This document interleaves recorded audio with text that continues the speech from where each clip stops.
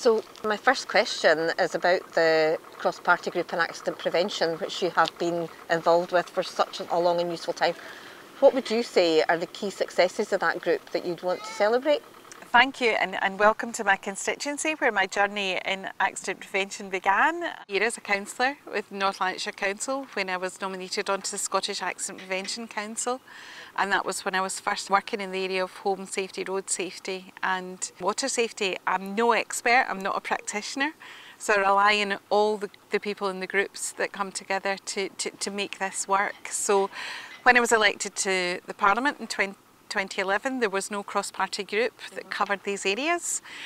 So with the help of Rospa, who became the Secretariat, and the people that I knew in the network already, we established what now I believe to be one of the best cross-party groups in the Parliament. We have over 125 organisations that are individual members of the group.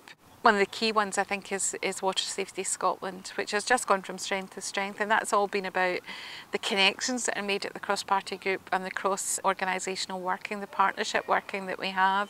Just had a fantastic World Water Safety Day up at the Helix Park, which is recognised worldwide as one of the largest in the whole world. So it's getting that message out there and trying to do as much as I can as a politician to support the practitioners that do such a great job in this area.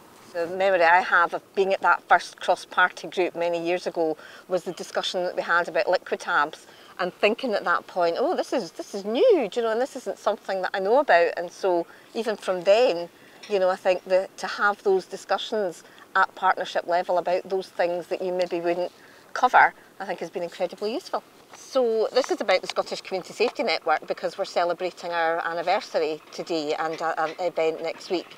How useful do you think the role of partnership working and community safety partnerships have been in the last 25 years or so, and if there's anything that you'd want to pick out of particular success? I think some of the things that we understand better now, so for me this is a community justice issue. It's about social justice, and from a lot of the research and the work that partners have done, if you live in a deprived area or you're from a deprived background, as a child or an elderly person, you're much more likely to have a serious accident in your home or your environment. And just understanding that this is about equality and it should be at the heart of everything we're doing to build a more equal society, I think is such an important message.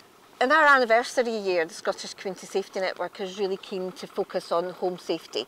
I've got some startling statistics that you will know well, and one of them is that 80% of hospital admissions for over 65s is due to accidents, and we could have the same story for children and young people.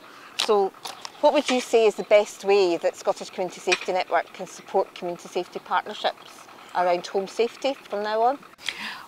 For me, it's all about intervention, and that means getting the safety messages into the communities and into people's homes. These are preventable accidents, that there are things that can be done. So we have new legislation around fire alarms, mean that the fire service are going in and doing checks in homes. It's about a holistic view to going into someone's home and identifying not just a fire risk and ensuring that things are been installed properly, but also to look at things like blind cords, like some of the things we know, rugs, trips for elderly people, but also it's a real frustration because there's great knowledge in the health service about trips and falls and prevention, but you only get there after you've had one or you're in hospital or had the accident. So it's about getting those preventative measures in a preemptive forum and working with people in the community to ensure that they've got as much safety knowledge as they can have. And of course the Scottish Government's has stated its aim about the UNCRC and the rights of the child, and within that there is a right to safety messaging for parents and carers. But we do know what the dangers are, and COVID showed us that. So many good community-based organisations that will go the extra mile, pivot at a moment's notice to deliver. So we got people from working from community and isolation, delivering food packages, going for prescriptions. All of these organisations that are in communities, if we can get them understanding and raising the profile, I think that would be a really good step forward. So thank you very much for bringing us out to this lovely place and having a chat to us about community safety and the things that are important to you and us. So thanks again. It's been an absolute pleasure. Thank you very much.